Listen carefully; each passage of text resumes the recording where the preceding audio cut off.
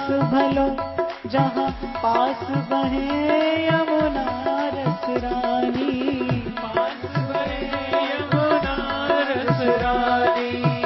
जो जन नहाय के ध्यान धरे बैकुंठ मिले तिनको रजधानी, कुंठ मिले तिनको रजधानी। वेद पुराण बखान रहे बात यही सब मुनि मन मानी, बात यही सब मुनि मन मानी। यमुना यमदूतन तारत है भव तारत है मेरी राधा। जय वृंदावन वृंदावन वृंदावन, जय वृंदावन वृंदावन वृंदावन। जय जय वृंदावन वृंदावन वृंदावन, जय वृंदावन वृंदावन वृंदावन। जय जय वृंदावन वृंदावन वृंदावन। जय वृंदावन वृंदावन वृंदावन। मैं अभी कुछ दिन पूर्व दिल्ली में कथा कह रहा था, तो एक व्यक्ति मेरे पास आए, बड़े विद्वान थे, पंडित होंगे। बोले महाराज आप कोई भी बात करें, आपकी कथा में वृंदावन तो आ ही जाते हैं। मैंने कहा आपने मुझे ठीक से समझा नहीं, सुना नहीं। 2-4 बार सुनेंगे तो आपको लगेगा कि वृंदावन के बीच में आपकी कथा आ जाती है। मेरे वृंदावन के भजन के बीच में कथा आती है, मेरी कथा के बीच में वृंदावन नहीं आता। मेरी भोर, मेरा सांझ, मेरा तन, मेरा मन, मेरे प्राण, मेरा सर्वस्व केवल एक ही बात जानता है, जय जय वृंदावन वृंदावन वृंदावन। जय वृंदावन वृंदावन वृंदावन। जय जय वृंदावन वृंदावन वृंदावन। जय वृंदावन वृंदावन वृंदावन। ओ जय जय वृंदावन वृंदावन वृंदावन। ओ जय जय वृंदावन वृंदावन वृंदावन। ओ जय जय वृंदावन वृंदावन वृंदावन। जय वृंदावन वृंदावन वृंदावन। ओ जय जय वृंदावन वृंदावन वृंदावन। ओ जय जय वृंदावन वृंदावन वृंदावन। और फिर कोई पूछे कि इस भोर से सांझ, आदि से अंत, आगे और पीछे, इन संकल्पों और विकल्पों के मध्य में केवल इस वृंदावन के आने से क्या होता है? इस वृंदावन के आने से, इस वृंदावन के भाव के आने से, जाने क्यों, कारण नहीं पता, लेकिन ये मन का मयूर नाचता रहता है, गाता रहता है, गुनगुनाता रहता है, गाता रहता है, सुनाता रहता है, उसको रिझाता रहता है ये कहकर, मेरो राधा वल्लभ लाल, मन रखियो अपने चरणन में। राधा वल्लभ लाल, मन रखियो अपने चरणन में। मेरो राधा वल्लभ लाल, मन रखियो अपने चरणन में। मेरो राधा वल्लभ लाल, मन रखियो अपने चरणन में। क्योंकि हितरिवंश महाप्रभु के इस संसार में आगमन का एक ही हेतु है। ऐसा मैंने कहा, वल्लभाचार्य महाप्रभु प्रकट हुए बाल गोपाल की क्रीड़ा जन जन को सुलभ कराने के लिए। उन्होंने प्रत्येक घर आंगन को गोकुल बनाने का प्रयास किया, वो मार्ग दिया जिससे बनाया जा सकता है। कली पावनावतार चैतन्य देव प्रगटे, जीव मात्र को, प्राणी मात्र को, पात्र को, अपात्र को, सबको हरि नाम का अमृत पिलाने के लिए, श्री ठाकुर जी के नाम का ऐश्वर्य और माधुर्य प्रकट करने के लिए चैतन्य देव का प्राकट्य हुआ। हितरिवंश महाप्रभु प्रगटे, वृंदावन बिहारी की वंशी प्रकट हुई, किस लिए? इस जीव को जो सर्वतो भावेन अयोग्य है, सर्वभांति अयोग्य है, प्रिया और प्रीतम की नित्य सेवा प्रदान करने के लिए, वृंदावन धाम का ये अद्भुत रस प्रदान करने के लिए। इसीलिए हितरिवंश महाप्रभु के चरित्र का भी एक ही हेतु है, कि मन बुद्धि इस बात को स्वीकार कर लें कि सबसों हित निष्काम मति वृंदावन विश्राम और राधा वल्लभ लाल को हृदय ध्यान मुख नाम। आप में से जिन लोगों ने दर्शन किया है उनका तो सौभाग्य है, जिन्होंने नहीं किया, बहुत से लोग ऐसे भी बैठे होंगे जिन्होंने केवल राधा वल्लभ लाल को देखा होगा। दर्शन करना कोई और बात है, देखना कोई और बात है। आप वृंदावन की परिक्रमा लगाते हो, अब कभी श्री जी कृपा करें आपको दर्शन हो तो राधा वल्लभ लाल के सन्मुख कुछ देर खड़े होकर राधा वल्लभ लाल के रूप की परिक्रमा लगाना, नख से लेकर शिख तक बार बार उन्हें निहारना।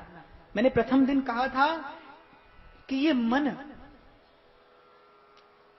मन कभी नियंत्रण में नहीं आता, ये मन मिटता नहीं, ये मन मिटता नहीं, ये मन मिलता है मनमोहन में, ये मन मिलता है मनमोहन से, और जब ये मनमोहन से मिलता है तब विश्राम पा जाता है। तब इसके पास न कोई संकल्प रहता है न कोई विकल्प रहता है। और महाप्रभु की उपासना का प्रथम सिद्धांत है सब संहित। तृणादपि सुनीचेन तरोरपि सहिष्णुना अमानिना अमानदेन कीर्तनीय सदा हरि। सब संहित निष्काम मति और वृंदावन विश्राम राधा वल्लभ लाल को हृदय ध्यान मुख नाम। इतरिवंश महाप्रभु के इस चरित्र का भी यही हेतु है कि इस जीव का परम विश्राम, जिसको भगवान अपने मुख से कहते हैं कि यद गत्वा न निवर्तन्ते तत् धामम परमम मम, वो मेरा परम धाम जहां जाकर जीव लौटकर नहीं आता। बैकुंठ तक जाकर भी जीव का लौटना होता है, हो सकता है। जय विजय बैकुंठनाथ के द्वारपाल हैं। सनकादिक ने श्राप दिया, 3 बार आसुरी योनि लेकर संसार में आना पड़ा। गोलोक धाम में श्री दामा ने श्री किशोरी जी को श्राप दिया, 100 वर्ष तक ठाकुर जी का वियोग सहना पड़ा। गोलोक धाम से भी वापस आना पड़ा। फिर भगवान की वाणी किस धाम की ओर संकेत करती है जहां वो कहते हैं यदगत्वा न निवर्तन्ते तब धामम परमम मम। वो भगवान का ये नित्य वृंदावन धाम, जहां भोर से सांझ प्रिया प्रीतम अपनी समस्त सहचरियों के संग अनादि अनंत प्रेम भरी रस भरी आनंद भरी क्रीड़ा करते हैं, लीला करते हैं। और उसी रस रहस्य को प्रकट करने के लिए इतरिवंश महाप्रभु का प्राकट्य है कि श्री कृष्ण का भी कोई आधार है, श्री कृष्ण की भी कोई ईश्वरी है, श्री कृष्ण की भी कोई प्राणाराध्या है। उन श्री राधा का स्वरूप संसार में प्रकट करने के लिए, राधा नाम का रूप, राधा नाम का रस, राधा नाम का महात्म्य संसार में प्रकट करने के लिए इतरिवंश महाप्रभु का प्राकट्य है। महाप्रभु की उपासना का प्राण वृंदावन है। इसीलिए महाप्रभु कहते हैं कि राधा करावचित पल्लव वल्लरी के, राधा पदांक विलसन मधुर स्थली के, राधा यशो मुखर मत खगावली के, राधा विहार विपिने रमता मनु।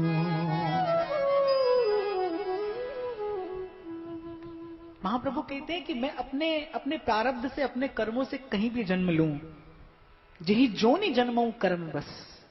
भरत जी कहते हैं ना, धर्म ना रथ ना काम रुचि,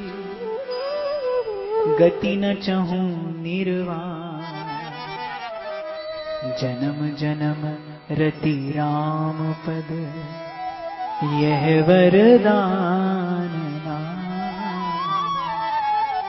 इसी तरह महाप्रभु कहते किंत्वाशाप्यस्तु वृंदावन भुवि मधुरा कोटि जन्मांतरेपि, कि हे स्वामिनी जन्म जन्मांतर मेरी आशा, मेरी अभिलाषा, मेरी आशा की डोरी इसी वृंदावन धाम से बंधी रहे। इतरिवंश महाप्रभु ने इस रहस्य को प्रकट किया कि जीव का परम विश्राम, जिसको भगवान कहते हैं वो मेरा परम धाम, वो कोई और नहीं, वो यही वृंदावन धाम है। और महाप्रभु की उपासना का प्राण वृंदावन है। इसीलिए श्री राधा महाप्रभु की सदगुरु हैं, लेकिन महाप्रभु पहला प्रणाम करते हैं वृंदावन धाम को करते हैं। प्रथम यथामति प्रणव श्री वृंदावन अतिरम्य, श्री राधिका कृपा बिनु सबके मनन अगम्य। महाप्रभु की उपासना का प्राण वृंदावन, और वृंदावन का प्राण तत्व। वृंदावन में भाई हजारों करोड़ के मंदिर बन जाएं, वृंदावन में कोई सोने चांदी के भवनों का निर्माण कर दे, लेकिन वृंदावन का असली मंदिर, वृंदावन के प्रेम देवता तो कल भी, आज भी और आने वाले समय में भी राधा वल्लभ कुंज बिहारी और राधा रमण लाल ही हैं। यही वृंदावन का प्राण तत्व है, यही वृंदावन की आत्मा है, यही वृंदावन का स्पंदन है। राधा वल्लभ लाल वृंदावन की आत्मा है। वृंदावन की उस आत्मा को, वृंदावन की उस प्राण सत्ता को हृदय से लगाए, प्रिया जी की आज्ञा मन में धारण किए महाप्रभु चले वृंदावन की ओर। अपार धन संपत्ति, 2 कन्याएं संग में। लेकिन शायद ये महाप्रभु के हृदय की निर्मलता थी, लेकिन ये शायद महाप्रभु की हृदय की सहजता थी, ये शायद महाप्रभु के हृदय का समर्पण था कि प्रथम रात्रि उन दोनों कन्याओं ने महाप्रभु से कहा, आपके श्री चरणों में एक प्रार्थना करना चाहती हैं। आप सोचिए, यौवन काल, अपरूप रूप, अपार धन, इन तीनों में से कोई एक भी हो तो व्यक्ति भटक जाता है, उसका पतन हो जाता है। बड़े लोग कहते हैं धन, यौवन और हुकूमत, इन तीनों में से एक भी हो तो व्यक्ति को संभल कर रहना चाहिए, और तीनों आ जाएं फिर तो कहना ही क्या, फिर पतन निश्चित है। महाप्रभु की उन दोनों पत्नियां, उनका अपरूप रूप, अपार संपत्ति,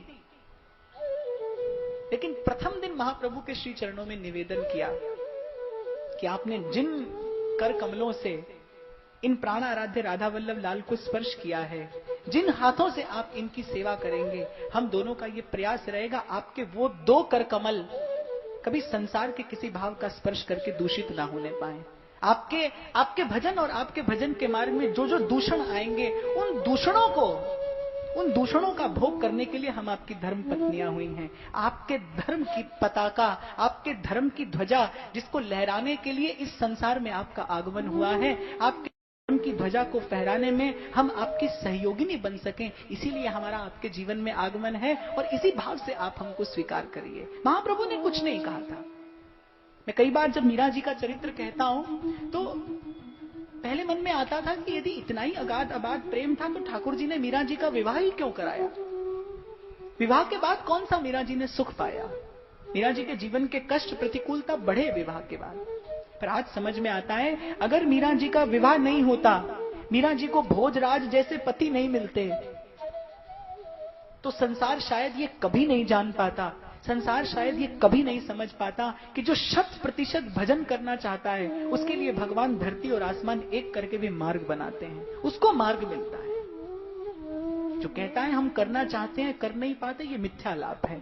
इससे बड़ा असत्य जीवन में और कोई नहीं है। जो भजन करना चाहता है उसको मार्ग भी मिलता है, उसका भगवान सहयोग भी करते हैं, उसकी भगवान पल पल संभार भी करते हैं।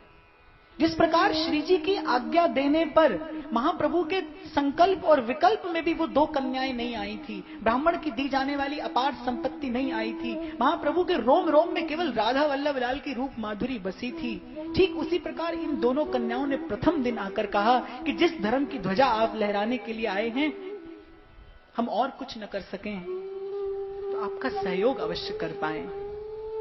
सीधे सीधे कुछ नहीं कहा। एक लज्जा, एक शीलवती नारी का एक संकोच होता है पति के प्रति। सीधे सीधे कुछ नहीं कहा, केवल इतना ही कहा कि आपके जो हाथ राधा वल्लभ लाल की सेवा करेंगे, उन हाथों को कभी कोई संसार का दूषित भाव स्पर्श न होने पाए, ये हमारा आजीवन प्रयास रहेगा। ऐसी 2 सहचरियों को, ऐसी 2 सहयोगिनियों को संग लेकर महाप्रभु वृंदावन धाम की ओर चले।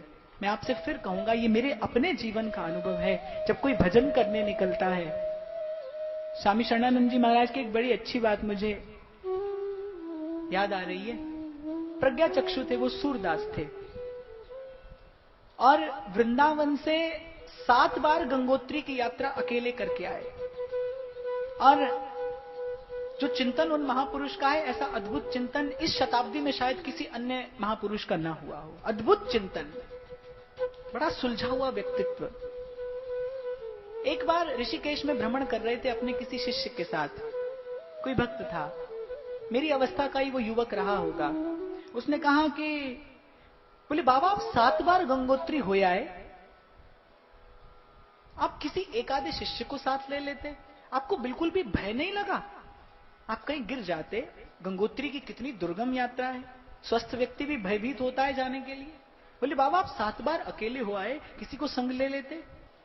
बाबा ने कहा भैया जब कहीं गहरी खाई आए ना तो मुझे बताना। शिष्य ने कहा प्रश्न क्या करता हूं, उत्तर क्या देते हैं। खैर गहरी सी खाई आई। बोले बाबा यही निकट में एक गहरी खाई है। बोले अच्छा लाला चल तो अब मुझे धक्का दे दे। बोले बाबा ये मैं नहीं कर सकता। बोले मेरी आज्ञा है तो मुझे धक्का दे दे। बोले बाबा सब कुछ कर सकता हूं, ये आज्ञा आपकी मैं पालन नहीं कर सकता। बोले नहीं देगा तो नरक में पड़ेगा, गुरु आज्ञा का पालन नहीं करेगा तो नरकगामी होगा। बोले महाराज एक बार छोड़िए, मैं 1000 बार नरक जाने को तैयार हूं, लेकिन मैं आपको धक्का नहीं दे सकता। बाबा ने कंधे पर हाथ रखा। जो नैन इस संसार को नहीं देखना चाहते थे,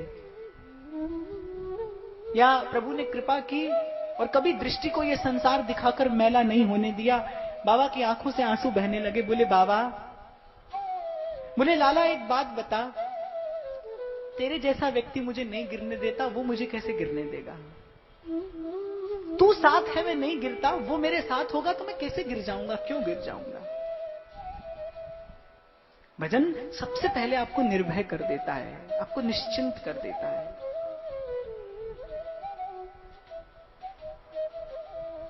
पहुंचे वृंदावन धाम की सीमा पर, वृंदावन की ब्रज की रज को महाप्रभु ने उठाकर अपने मस्तक सर लगाया, साष्टांग दंडवत किया ब्रज की भूमि को। आशा अभिलाषा बलवती हो रही है, प्रफुल्लित हो रही है। वृंदावन की शोभा देख देख कर महाप्रभु के नयन अघाते नहीं। जैसे जन्म जन्मांतरों से किसी भाव की, किसी बात की प्रतीक्षा हो और वो औचक सन्मुख प्रकट हो जाए तो व्यक्ति से अपना आनंद संभाले नहीं संभलता। दृष्टि को रोके या हृदय के भाव का संवरण करे, महाप्रभु को समझ नहीं आता। कार्तिक मास शुक्ल पक्ष एकादशी तिथि, महाप्रभु पहुंचे वृंदावन धाम। मदन टेर, ऊंची ठौर, सुंदर लता भवन। लताओं पताओं ने मानो राधा वल्लभ लाल के आगमन से पूर्व ही उनके स्वागत के लिए सब कुछ तैयार कर लिया था। सुंदर लता भवन, और उसी लता भवन की छाया में महाप्रभु ने अपने प्राण आराध्य जीवन धन राधा वल्लभ लाल को विराजमान किया। आप देखिए, जब तक महाप्रभु इस धराधाम पर रहे, जब तक श्री बिहारी जी के प्रकट करने वाले स्वामी श्री हरिदास जी महाराज इस धराधाम पर रहे, उन्होंने मंदिर नहीं बनाया। वृंदावन की तरु लताओं की छाया में ही रखकर अपने प्राण धन का सेवन किया। वृंदावन का वृक्ष, वृंदावन की लता, वृंदावन का पत्ता साधारण नहीं है। ध्रुवदास जी कहते हैं, बोले ब्रह्मा, शिव और उद्धव के मन में ये लालसा रहती है। शिव विधि उद्धव सबन के, ये आशा रहे चित्त, गुलमलता हुए सिर धरे, श्री वृंदावन रजनित। ये वृंदावन के जो वृक्ष हैं, इनकी छाया में बैठकर जो अनधिकारी होता है, उसके हृदय में भी प्रिया और प्रियतम का प्रेम भाव प्रकट होता है। तभी तो व्यास जी कहते हैं, मैं बैठी रहूं कुंजन के कोने, बैठी रहूं कुंजन के कोने, श्याम राधिका गाऊं, किशोरी तोरे चरणन की रज पाऊं। जहां लता लता सब कल्पतरु और पारिजात सब फूल। किसी रसिक संत का संग नहीं होगा, किसी रसिक संत के मुख से वृंदावन की महिमा नहीं सुनी होगी, या वृंदावन को एक साधारण तीर्थ समझा होगा, तो वृंदावन जाओगे तुमको नाली दिखाई पड़ेगी, नाली में लौटते सुअर दिखाई पड़ेंगे, मंदिर में पंडा पुजारी पैसा लूटते दिखाई पड़ेंगे। और किसी रसिक का संग होगा, किसी रसिक की दृष्टि से तुम्हें भी वृंदावन को देखने की वो भाव दृष्टि मिली होगी।